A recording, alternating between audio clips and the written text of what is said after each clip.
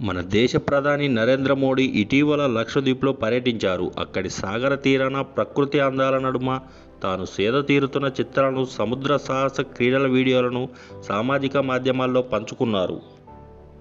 దాంతో లక్షద్వీప్ ఒక్కసారిగా ఆన్లైన్లో ట్రెండింగ్లోకి వచ్చింది. వేల మంది అక్కడి పర్యాటకం గురించి ఇంటర్నెట్లో శోధించారు. ఈ పరిణామాలు తమ దేశ పర్యాటకంపై ప్రభావం చూపుతాయని భావించిన మాల్దీవుల మంత్రులు భారత్ మోదీలపై అనుచిత వ్యాఖ్యలు చేశారు. ఆతిథ్యంలో భారత్ తమతో పోటీ పడలేదంటూ తక్కువ చేసి మాట్లాడారు. ఈ వ్యాఖ్యలపై పెద్ద దుమారమే రేగింది. బాయ్కాట్ మాల్దీవ్స్ పేరిట భారతీయ నెటిజన్లు సామాజిక మాధ్యమాల్లో నిరసన వ్యక్తం చేశారు. భారతీయ సినీ, క్రికెట్ ప్రముఖులు సైతం ఇందులో భాగమయ్యారు. మాల్దీవులకు వెళ్లాలనుకుంటున్న భారతీయులు ఆ ఆలోచనను విరమించుకొని లక్షద్వీప్ చూసి రావాలంటూ సూచించారు. దాంతో ఒక్కసారిగా మాల్దీవుల్లో 8,000కు పైగా హోటల్స్ బుకింగ్స్, వేల సంఖ్యలో విమాన టికెట్లు రద్దయ్యాయి. తాజా పరిణామాలతో మాల్దీవుల పర్యాటక రంగం సంక్షోభంలో చిక్కుకునే పరిస్థితులు ఉత్పన్నమయ్యాయి. నష్ట నివారణ చర్యలకు ఉపక్రమించిన మాల్దీవుల సర్కారు అనుచిత వ్యాఖ్యలు చేసిన మంత్రులను సస్పెండ్ చేసింది. ఈ వివాదం రాజుకున్న సమయంలోనే మాల్దీవుల అధ్యక్షుడు ముయిజ్జీ చైనాలో పర్యటించారు. చైనా నుంచి తమ దేశానికి మరింత మంది పర్యాటకులు వచ్చేందుకు కృషి చేయాలని ఆ దేశ అధ్యక్షుడు జిన్పింగ్ను ఆయన కోరారు. చుట్టూ హిందూ మహాసముద్రం, తీరం వెంబటి ఆహ్లాదకరమైన ప్రదేశాలతో కూడిన మాల్దీవులకు పర్యాటక రంగమే అతిపెద్ద ఆర్థిక వనరు. ఆ దేశ జీడీపీలో 25% విదేశ మారక ద్రవ్యంలో 60% పర్యాటకం, ఆతిథ్య సేవల ద్వారానే సమకూరుతోంది. 348 చదరపు మైళ్ళ విస్తీర్ణమున్న మాల్దీవుల్లో 1,109 దీవులున్నాయి. ప్రపంచ నలుమూలల నుంచి అక్కడికి పర్యాటకులు వెళ్తుంటారు.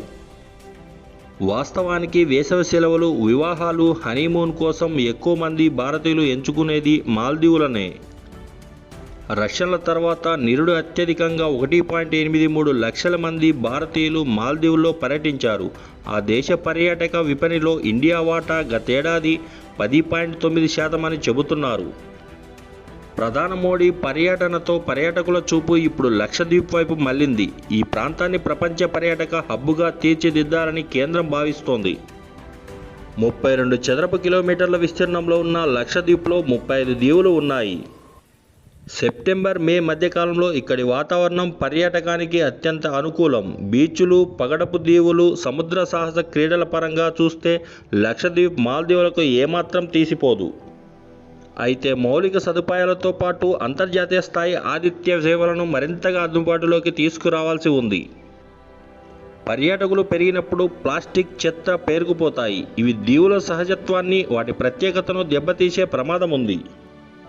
కాబట్టి లక్షద్వీప్, అండమాన్లలో టూరిజం ప్రాజెక్టులను పర్యావరణ హితకరమైన విధానాల్లో చేపట్టడం ఎంతో అవసరం.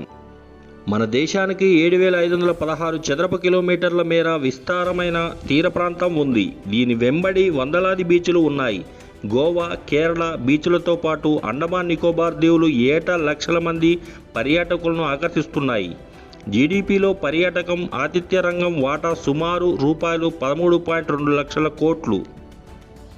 2023లో అక్టోబర్ నాటికి 72.4 లక్షల విదేశీ పర్యాటకులు భారత్లో పర్యటించారు. భారత్ను ప్రపంచ ప్రసిద్ధ పర్యాటక కేంద్రంగా తీర్చిదిద్దడం కోసం అనేక విప్లవాత్మక మార్పులను తీసుకురావాల్సి ఉంది. ముఖ్యంగా విదేశీ పర్యాటకులకు వీసా నిబంధనలను సులభతరం చేయడంతో పాటు వారి భద్రతకు అత్యంత ప్రాధాన్యం ఇవ్వాలి. అన్ని ప్రాంతాల్లో అతిథులను గౌరవించే వాతావరణాన్ని పెంపొందించాలి. పర్యాటక క్షేత్రాల్లో పరిశుభ్రతకు, సదుపాయాల కల్పనకు ప్రాధాన్యం ఇవ్వాలి. వాటిని అనుసంధానిస్తూ రవాణా సదుపాయాలను మెరుగుపరుచుకోవడము ఎంతో ముఖ్యం. ఆ దిశగా కేంద్రం, రాష్ట్రాలు ప్రత్యేక దృష్టి సారించాలి. మాల్దీవులు భారత్కు చిరకాల మిత్రదేశమే. కరోనా ఉధృతి వేళ ఇండియా ఆ దేశానికి ₹800 కోట్ల విలువైన వ్యాక్సిన్లను అందజేసింది.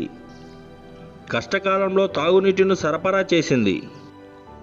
అక్కడి పర్యాటక ప్రాజెక్టులకు ఆర్థిక, సాంకేతిక సహాయం అందిస్తోంది.